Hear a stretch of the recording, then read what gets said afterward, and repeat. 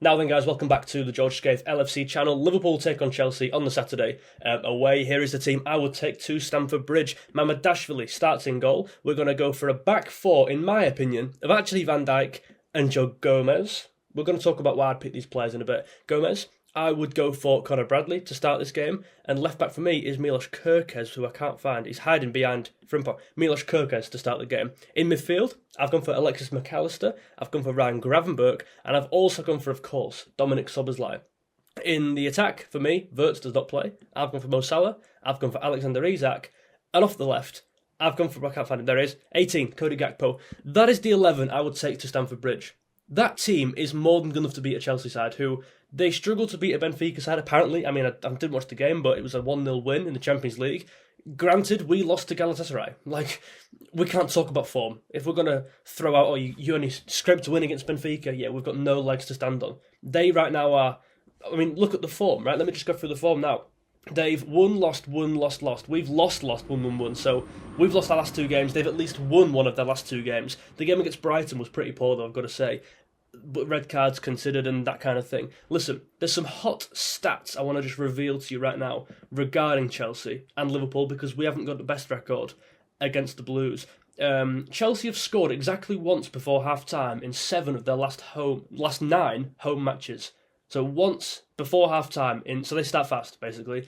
Chelsea are winless in their last 5 Premier League home games against the reigning champions. Interesting. Some form maybe favouring Liverpool, I've got to say there. Pre-round, Liverpool's 6 Premier League games this season have featured a league-high 8 goals after the 80th minute. So they maybe start fast, we end fast. That's not a thing. How can you end fast? We end well, I guess you could say there. But don't start particularly well. Slow off the blocks. None of Liverpool's last 8 games have been decided by more than 1 goal. So maybe indicating a tight game there. So you've got to say the stats, but also put some context around the stat, right? I'm going to say my score prediction now. I think Liverpool win this game 2-1, I've got to say. And you look at the head-to-heads between the two sides in the previous years, a lot of finals, a few draws, I've got to say. Chelsea win 3-1, Liverpool win 2-1. Liverpool win after extra time. 4-1, Liverpool win, 1-1, 0-0, 0-0. Then we kind of get to the penalties and etc. Loads of cup finals. They're not unbelievable games, these, against Chelsea, in my opinion. And that's why I think you need to just relax, take a step back, and not try and break any boundaries here. Not try and play Wirtz there or there.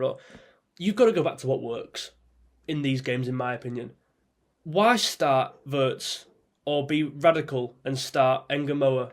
Or you need to take a step back to go a step forward. And in my opinion, now is the right time to do it. We are not playing good football. Chelsea have been playing better football than Liverpool, in terms of the way they build up, in terms of having some sort of identity. A Chelsea fan could tell you the way they're going to score a goal. I don't think a Liverpool fan could right now. That is why I've gone for a 4-3-3. Go back to what works. Go back to a title-winning midfield 3. Go back to, at times actually in previous years, a successful back 2 there. Because right now, Konate is the main one here, the main omission. He has not been playing very well.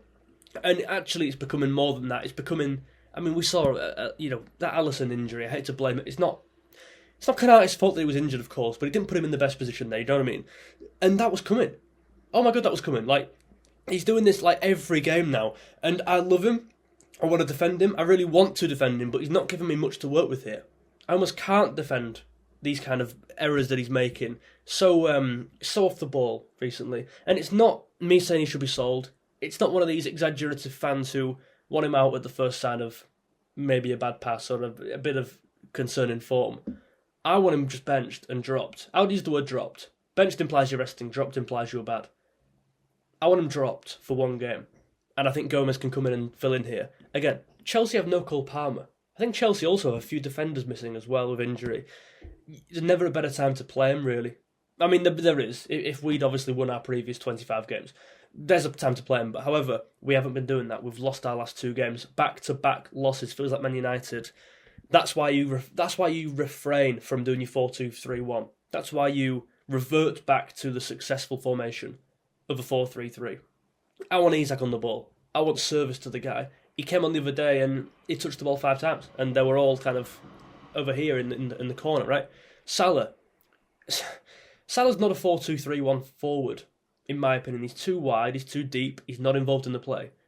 I want Salah closer to the goal. I think Szoboszlai playing in his best position, in number 8. I've just done a video, literally 6... Actually, when I'll post this? Yeah, probably yesterday. I'll post this tomorrow. On our team, how we should play a 4-3-3 going forward, why it fits all the players, but none more so than Dominic Szoboszlai. He's a number 8. I get he was okay, well, really good actually, really good, as a right-back against Newcastle, Arsenal, but with all the will in the world, he's probably not a right-back. He is a number 8. McAllister is a number 8. You're playing the players in their correct positions.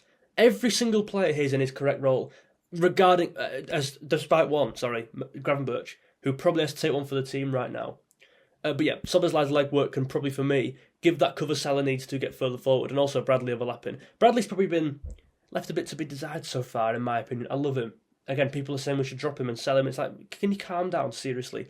He's not started very well. Neither's McAllister. I don't think Kirk has had the most unbelievable start for Liverpool. He was good in the last game, I've got to say. One of the only decent players against Galatasaray. But this is the game where, with 2 losses back-to-back now, the players realise there's a bit at stake here. This is the first time Arne Slot's got to earn his money as Liverpool boss. He's come in and coasted to the league. Two losses back-to-back is pretty drastic, right? And again, I've gone for a 2-1 win here. I just think a lot of players have a lot to prove in this game. I think Gakpo's got a lot to prove, actually.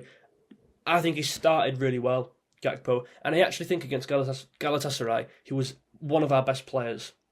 I think he created the most in the first half. I think, yeah, he's very one-dimensional in the way he takes on players. But it works. Whereas Salah's not doing that. Gakpo's trying to do stuff, making stuff happen, and sometimes it don't work. But he's not scoring. Salah is scoring, but he's not trying to make things happen on the whole. He's not particularly been great going forward. I think Gakpo's made more happen than Salah this year. On the ball, but in these kind of areas. Yes, Salah's scored a few more goals, but when Salah's on the touchline, I think he's been pretty poor this season, I've got to say. The main message is for me, we're a better side than them for me on paper. Maybe not now, but certainly without Palmer. Maybe not before, but certainly without Palmer, I think we are. And maybe the form indicates they are. I don't know. But I believe on paper, our midfield's better than their midfield. I believe our front line's better than their front line. And I certainly believe our defence can compete with their defence. Absolutely, when they've got 2 centre-halves missing and our goalkeeper's a better player. Yeah, we're away. Yeah, we're coming off the back of 2 losses. But I believe we need them things to kind of kick us up the arse and get us moving again. If you're going to win, win now, my word. If you lose here, this is looking pretty downhill. It's about the performance, actually, isn't it, really? That's exactly what it is. If we draw, yet we put in the performance of a lifetime, I'll take that. I'm not going to lie to you. This ain't like... It's not going well. Therefore, you've got to kind of take what you get. And I think the performances won't just go from there to there. They will get better. And a better performance and a draw is certainly better than a really bad performance again and a 1-0 win. And I know that doesn't sound right. I probably can't comprehend that right now. In the short term, it doesn't look better. Obviously, a win's better than a draw. But in the long term, if we put in a bad performance here and scrape a win or a draw, I'm not looking forward to the week after. Are you? You've got to think about the long term. I want to see good signs as opposed to an amazing win and a bad bit of, and bad play. This illness is going to kill me, I think. So I'm just going to leave you there. I can't even speak any longer. I hope you appreciate the videos that are going out whilst I look and sound like this. I've got an Inter Milan top on.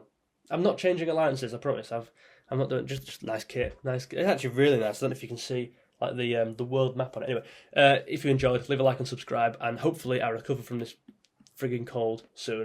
Nice one, guys, and I'll see you in the next one. Quickly as well, if you could do one thing for me, please do leave a like on the video. It really goes far in helping. I've also got an Instagram. I post all of my TikToks on there as well, so if you're not on TikTok and you're on Instagram, go and follow George Scaife LFC. All my short form videos will be posted on there, as well as, of course, TikTok, and that's George Scaife LFC, and I'll try and post them on here as well. Just stay in the loop, right? I use the stories in there frequently, so stay in the loop, get in the community, and I'll see you later on. Bye-bye.